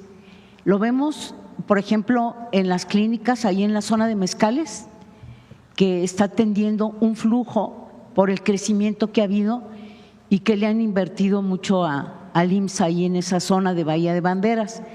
Y ya que está también del ISSSTE, el director, decirle que recientemente estuvo el delegado David Sánchez del ISSSTE Jalisco, lo que no había pasado en el pueblo, en un poblado del municipio de Mascota, que es Pueblo Mágico, que llegaron con todos los servicios para la población. Así de que si a veces criticamos, pues también en este momento que tengo la oportunidad y la gente de Jalisco y de Nayarit sabe lo que estoy diciendo, que es así. Bueno, en esta forma de establecer diferencias, Presidenta, no quitamos el dedo del renglón en lo que tiene que ver con las playas y le mandan los colectivos de Bahía de Banderas. Yo lo imprimí, me di a la tarea de imprimirlo, a lo mejor que no le dé lustre aquí a la cámara, pero es un atlas patrimonial de todas las playas, de las que están abiertas y de las que no lo están. aquí está el Atlas y esta es la tercera generación de ambientalistas, abuelos, padres y ahora hijos, y aprovecho para que ya con la tecnología, Diego Álvarez, que hizo junto con el colectivo este Atlas, se lo envía, yo se los voy a dejar digitalmente, pero aquí está ilustrado para que puedan, tiene una señal para que vean cuáles están cerradas y cuáles están abiertas. Aquí, por aquí lo dejo. Y precisamente hace 2 fines de semana, San Pancho, Sayulita, se unieron todos los ambientalistas para abrir la playa Malpaso. Esta playa que por desarrolladores, estos desarrolladores que todavía no entienden que tienen que cumplir con la ley, Presidenta, y que se quedaron acostumbrados, y porque hay una historia de saqueo de las playas nayaritas, de Jalisco también, pero ahorita voy a hablar de Nayarit, desde la época que mucho se ha hablado aquí de Ernesto Zedillo. Ernesto Zedillo, con lo mismo del Fobaproa que benefició a muchos con playas. De lo que viene siendo Corral del Risco, sacaron a la gente a golpes. A mí me tocó como reportera cubrir una historia muy triste. Yo creo que ahí es donde la gente de Nayarit tomó esa rabia, ese coraje para defender las playas. Hay un texto que me gustaría leerle rápidamente acerca de cómo fue hecho este Atlas. Dice: hecho con cariño y con amor a México, el apoyo a Mujeres Unidas, un colectivo, a los colectivos nayaritas, a Playas Unidas, pues a toda la gente que defiende el territorio, a los periodistas valientes y a todos los representantes funcionarios que quieren y se atreven a defender a nuestra nación. Esa historia en Corral del Risco fue muy triste porque sacaron a la gente a la fuerza, con la autorización de este personaje, de Ernesto Zedillo, y hoy está un desarrollo, un imperio en el que solamente la gente que puede pagar puede entrar ahí. Y por eso la gente se da a defender las playas, como ahora el acceso a Malpaso. Aquí tengo todo esto. Mientras surgía esto, afortunadamente el presidente municipal Héctor Santana oyó a la gente, se reunió con los desarrolladores y les exigió Héctor Santana que por favor no quería más playas que estuvieran cerradas. Esto es un gran avance que no se había visto, porque los anteriores presidentes municipales se vendieron, algunos están prófuga una, y otros pues en arraigo domiciliario, porque se vendieron a los desarrolladores. Entonces llegaron a acuerdos, a mesas de trabajo, se abre Malpaso, pero sí sería bueno que se dieran una vuelta para ver todos los destrozos que han hecho, porque no se puede quedar así tampoco. Así que reconocemos a Héctor Santana, el presidente municipal. Y justamente estábamos en eso, en una marcha que se hizo muy intensa, cuando de pronto estamos a las vivas, doctora, con drones, con todo, a ver qué sucede. Y el lunes 20 de enero, quiero comentarle que iniciaron los trabajos con maquinaria pesada, con elementos en una superficie en la que no tienen permiso, en la que no pueden estar trabajando. Hay varias denuncias que se hicieron en la Zona Federal Marítimo Terrestre. Se les avisó a la administración pasada de la hoy prófuga, ¿verdad?, Mirta Villalbazo, y al entonces titular de Ordenamiento y Desarrollo Urbano del Ayuntamiento de Bahía de Banderas, a Luis Álvaro Díaz. Se le comentó esto, pero no hicieron nada. Ya entró esta nueva administración, Presidenta, y si usted me lo permite rápidamente, le voy a mostrar, si me permites, le voy a mostrar para que se den una idea de lo que hablamos. Esta zona de la que están impactando era así, es esta zona, y ahora está así, Presidenta. no tienen permisos, quieren desarrollar. Estamos todos los grupos ambientalistas defendiendo todo lo que podemos defender del medio ambiente. Ahorita en Bucerías están defendiendo un pino que quieren tirar y así no la pasamos. En el caso de Nayarit está también pendiente Punta Paraíso, que tiene orden de demolición, pero los desarrolladores se burlan no solamente de la autoridad, de las leyes, de los ambientalistas, se unen para hacer resistencia contra lo que saben que están haciendo mal y que han hecho mal, tanto en Bahía de Banderas como en Puerto Vallarta. En este momento en Puerto Vallarta, como ya lo hemos comentado y me voy rápidamente a Jalisco, ya autorizaron una minera de plata, La Terronera, en San Sebastián del Oeste. San Sebastián del Oeste es un pueblo mágico. Viene viajando el río Ameca y no sabemos cómo y por qué se dio el permiso para operar. No se ha dado ningún nuevo permiso para mineras.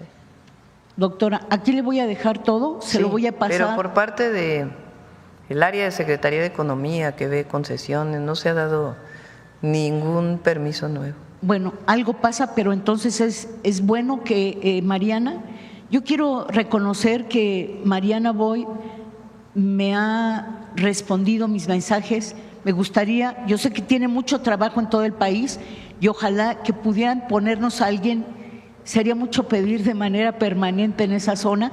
Hizo los operativos, doctora. Usted sabe que en la mina los desechos del proceso de explotación de ese mineral se vierten al subsuelo y esto conecta al río Ameca y el río Ameca es el que nos abastece a todos y entre las cribadoras, la mina y los desarrollos nos estamos quedando sin agua, ¿sí? Y tengo la lista de todos los desarrollos que se han clausurado, doctora. Por eso también hago un reconocimiento a el trabajo que en forma muy rápida, muy intensa ha hecho Mariana Boy, y le comento sobre estas obras que están ahí. Son demasiadas. Está, bueno, en la zona de metropolitana, que ya es otra cosa, está Iconia, pero en San Sebastián, la minera, en Vallarta, Harbor, Carmelinas, Tres Mares, Distrito Natura, son 16, son muchos, para no nombrarlos, digo que son 16, ya han estado trabajando y reconozco lo que ha hecho Mariana ahí en Puerto Vallarta, en Jalisco, pero también quiero comentarle algo, si me permites. Muchas gracias. Si me permite, por ejemplo, aquí le han dicho mucho sobre varios desarrollos, en particular de Carmelina. Dijeron Carmelitas la vez pasada, pero es Carmelina. Estos desarrollos están desafiando las leyes, al gobierno federal, a la Profepa, porque aunque se emitió la orden de demolición, se fueron ¿a qué? A un juez federal 12 de distrito en el estado de Baja California, Javier Flores Padilla, que otorgó una suspensión federal para que continúen con los trabajos. ¿Cómo es eso? O sea, va la Profepa, trabaja, nosotros trabajamos, denunciamos. Hay muchas historias de jueces que aún con amparo siguieron trabajando minas y no se hizo nada. Entonces, aprovechando del 1 de junio… De hace tiempo, ¿eh? Sí. Por ejemplo, la minera San Javier allá en San Luis Potosí. Sí, entonces por eso es importante traer todo esto, que la gente en el país sepa, que la gente de Jalisco… ¿Por qué no hacemos una cosa? Está Mariana Boy, obviamente, que es la directora de Profepa, y también Ileana Villalobos, que es subsecretaria de Semarnat y que atiende tanto las zonas federales como todo lo que tiene que ver con impacto ambiental.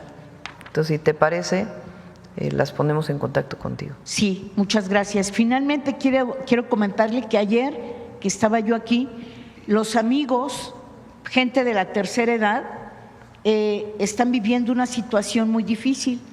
Le comento rápidamente de dos condominios en Puerto Vallarta están encajonando por el acceso a la playa a personas de la tercera edad. Son ciudadanos residentes de Vallarta que van a protestar el día de hoy por el abuso de un hotel que les está obstruyendo el paso hacia la playa. Están tratando de que casi son todos de la tercera edad, tanto mexicanos como estadounidenses, mexicanos que se fueron a trabajar y hoy regresan a descansar a su país.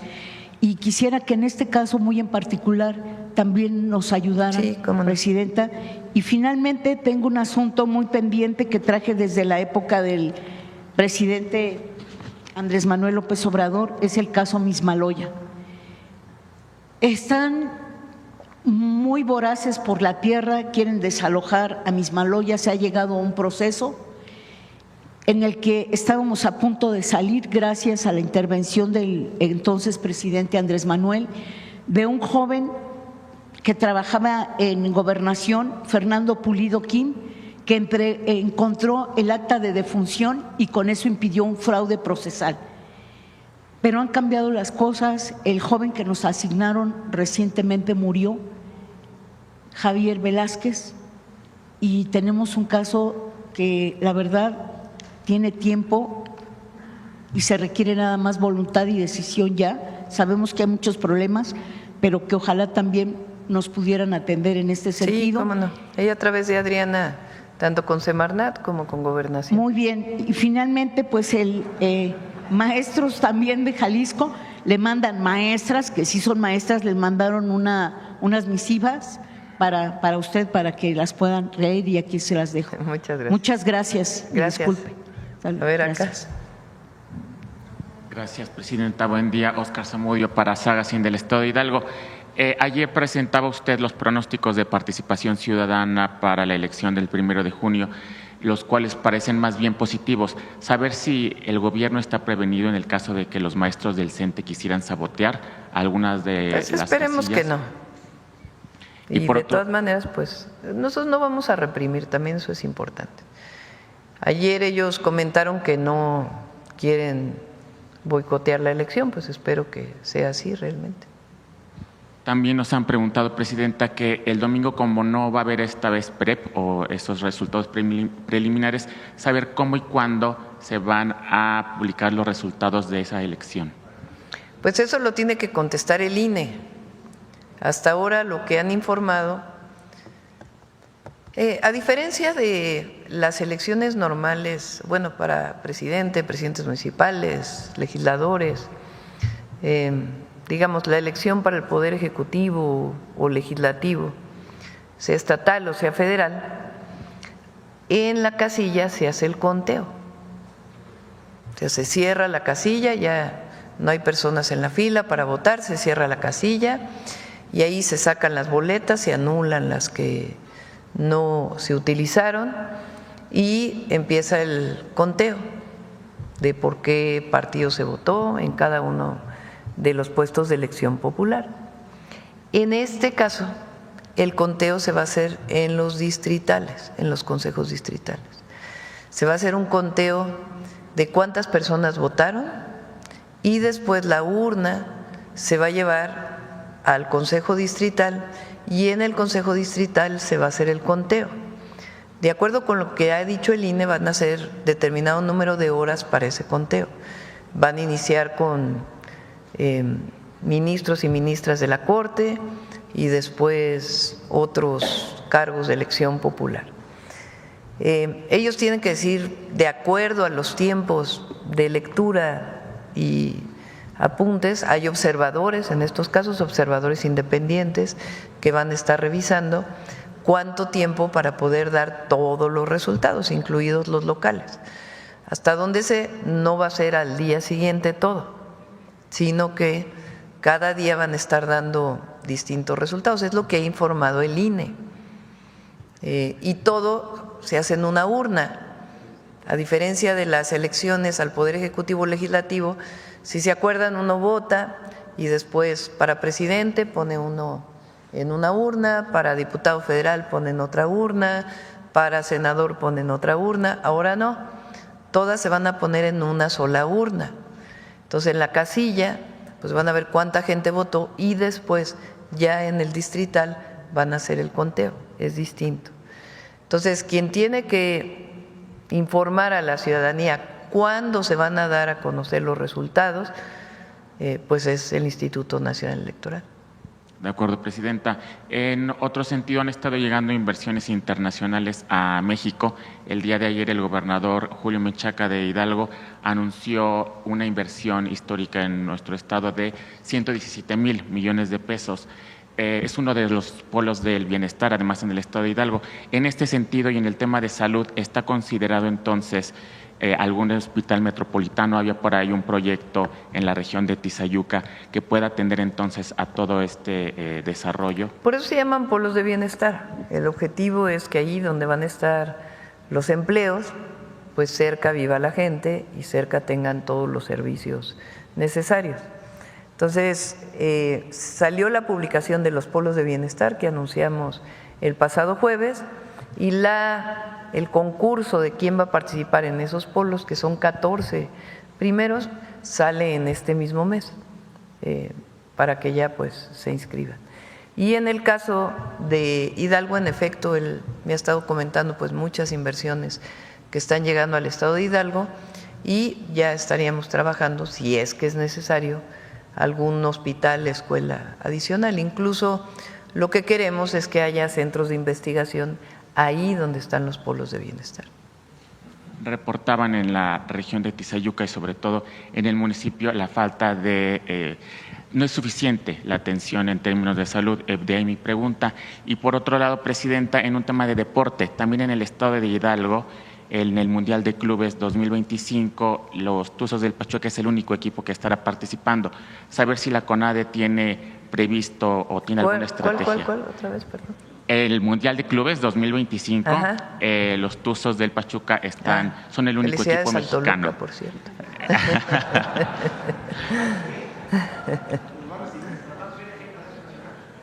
Pues no, vamos a ver. Sí.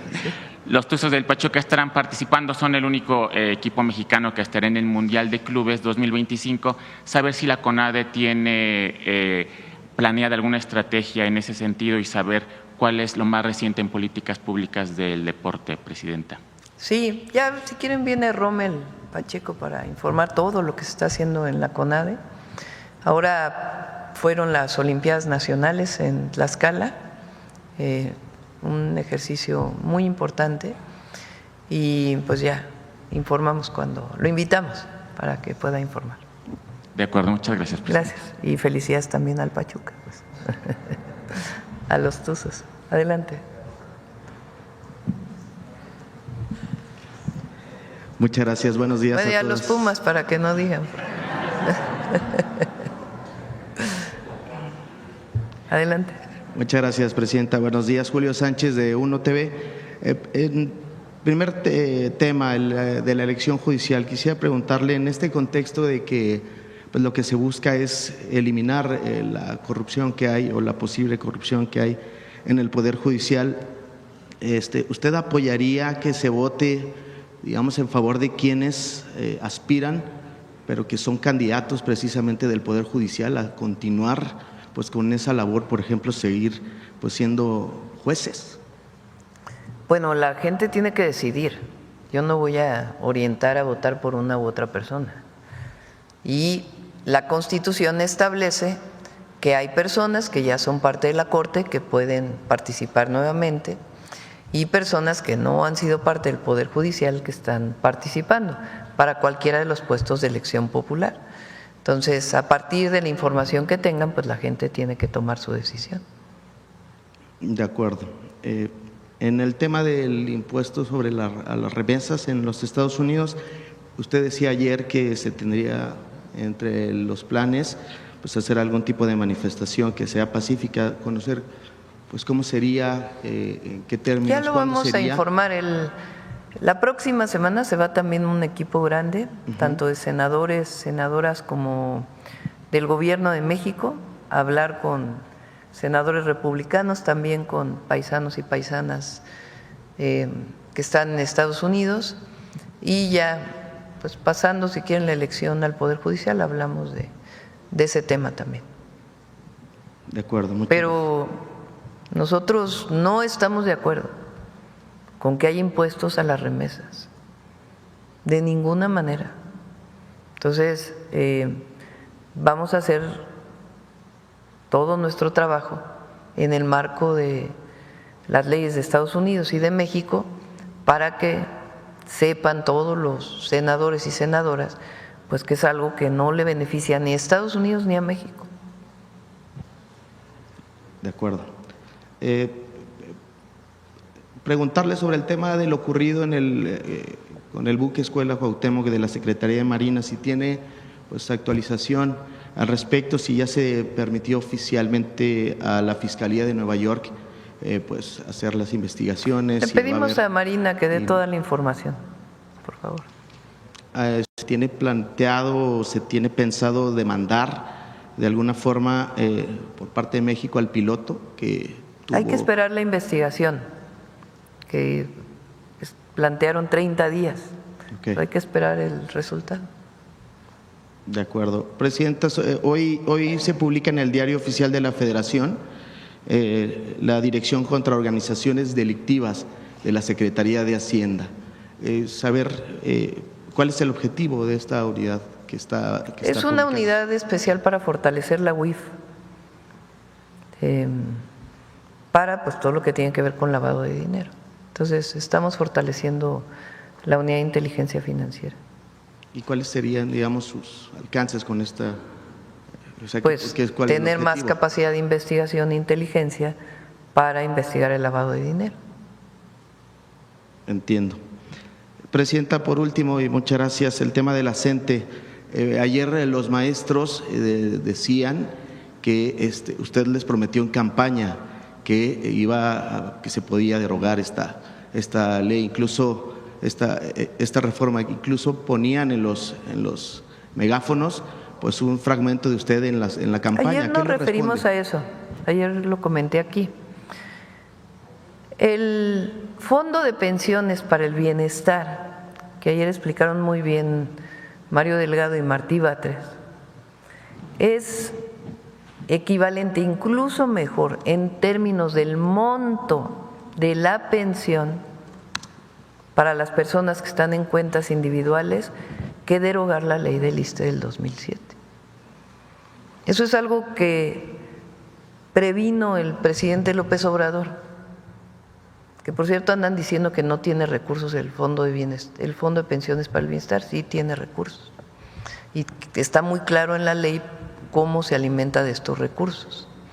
Entonces, una persona que se iba a retirar, si ganaba 16,000 pesos, con 4,000 pesos, hoy se va a retirar con los 16,000 pesos. Esa decisión y ese fondo solidario pues es equivalente en términos del monto de la pensión a lo que era la ley anterior, incluso es mejor. Entonces, esta demanda justa, decir, no queremos pensiones injustas, pensiones que no representen la posibilidad de vivir dignamente, se atendió con el Fondo de Pensiones para el Bienestar. Y ellos lo que dicen, que lo mencionamos ayer, es que hay dos mecanismos para poder financiar el retirar esa ley. Una es las AFORES y la otra es la deuda de los estados. Y ayer expliqué claramente cómo la deuda de los estados no puede financiarlo porque esos recursos se destinan a pagar también maestras y maestros que están en las nóminas estatales y se está resolviendo de una manera distinta las deudas que tienen con el ISSSTE. Y la otra, ellos dicen las AFORES, pero las AFORES son cuentas individuales de las y los trabajadores, no le pertenecen al gobierno, no le pertenecen al Estado mexicano, ni le pertenecen a los bancos ni a las AFORES, le pertenecen a las y a los trabajadores en sus cuentas individuales. Entonces, por eso hemos estado explicando con tanto detalle el Fondo de Pensiones para el Bienestar. Y por lo que hace a los profesores que no han ido a las aulas en este contexto, ¿qué va a pasar con su pago? ¿Está pensado pues no pagarles ya porque no vamos a están ver, yendo? ya vamos a ver. Nosotros esperamos que se pueda resolver pronto. Ahí está la mesa de diálogo para el miércoles. Entonces vamos a esperar. En algunos estados no han recibido su apoyo y en otros sí. Pero ya se puede informar. No, yo no quisiera hablar de este tema en particular, que se puede dar la información. Yo creo que lo que nos tenemos que concentrar es en que se sienten a la mesa de diálogo que está puesta desde el primer momento. De acuerdo. Muchas gracias, presidente. Gracias. Pues cerramos, ya a ver la última para breve. Buenos días, presidenta. Manuel Garetzi Ramírez, del Político en las Redes y Sin Línea. El viernes pasado sostuvo una reunión con gobernadores que se han adscrito al IMSS Bienestar. Algunos expresaban que hay preocupación porque los ciudadanos pues demandan algún desabasto de medicamentos. Saber qué se dijo en esta reunión, si estos gobernadores le expresaron. No se habló de eso, no se habló en particular del desabasto de medicamentos. Lo que planteamos son varios temas del convenio que se tiene que firmar este año, de cómo ha mejorado todo la coordinación territorial que tiene el IMSS Bienestar, que lo ha estado informando Alejandro Schwartz, la información de cuál es el abasto de los medicamentos y cuándo llegan los otros medicamentos, y lo que vamos a hacer para ver ya caso por caso es que en mi caso voy a ir con el Gabinete de Salud y de Hacienda a las 23 estados y a Yucatán que tiene interés en integrarse al IMSS Bienestar. Y ahí vamos a ver pues todos los temas que tienen que ver con IMSS Bienestar a partir de junio, pasada la elección al Poder Judicial. Aprovechando también que están los funcionarios de salud, preguntarles si tienen conocimiento sobre un caso de falsificación de medicamentos oncológicos en Veracruz, particularmente de ciclofosfamida, vendido por parte de una farmacéutica, Flexafarm, al Instituto de Cancerología Estatal. Saber si conocen algo. En medios, en una publicación impresa se difundió que incluso la Secretaría de Salud impuso una denuncia ante la Fiscalía y que hay funcionarios del Instituto Estatal de aquí. Es un tema que venía de la Auditoría Superior, ¿no? De hace tiempo, ¿no? Por lo que recuerdo. Lo revisamos y se los informamos. Y para finalizar, presidenta, regresando un poco a lo de la CENTE, algunos medios pues se han acostumbrados a también estigmatizar a los docentes, han estigmatizado un poco las movilizaciones de la CENTE. Usted ha pedido, pues, llamado a la imparcialidad, a que se tomen en consideración las demandas y que no se tomen a la ligera. Las demandas pues son desde 2007. Saber si usted haría un llamado a que no se estigmatice el movimiento de la CENTE. Yo hago un llamado al diálogo, a la CENTE, a que tiene la oportunidad de sentarse el miércoles con la secretaria de Gobernación, el secretario de Educación Pública, el director del ISSSTE, la Secretaría de Hacienda, para avanzar.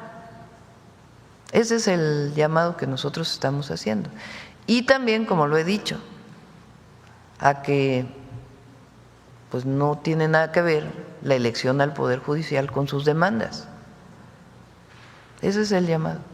Ha pedido al secretario de Educación y a la secretaria de Gobernación que acelere las mesas de negociaciones, además del miércoles, para que se resuelva. Bueno, está abierta desde todos los días. Pero la petición es que se resuelva. Todos los días ha estado abierta la mesa de diálogo. Ayer lo que se hizo fue enviar un oficio para que no quede la menor duda de a qué horas y en qué lugar se está proponiendo la mesa de diálogo. No, con el secretario de Educación Pública, la secretaria de Gobernación, el equipo de la Secretaría de Hacienda y el director del ISSSTE.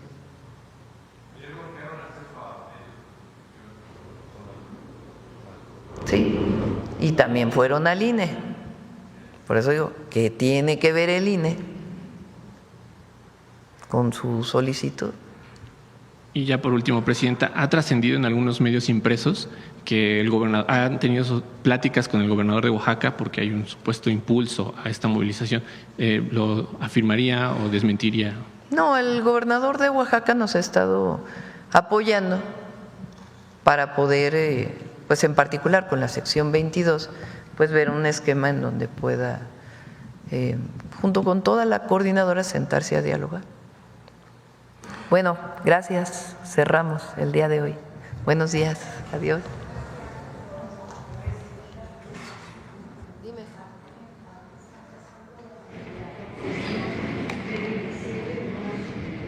Ahorita si quieres dárselo a Pau y lo reviso con gusto.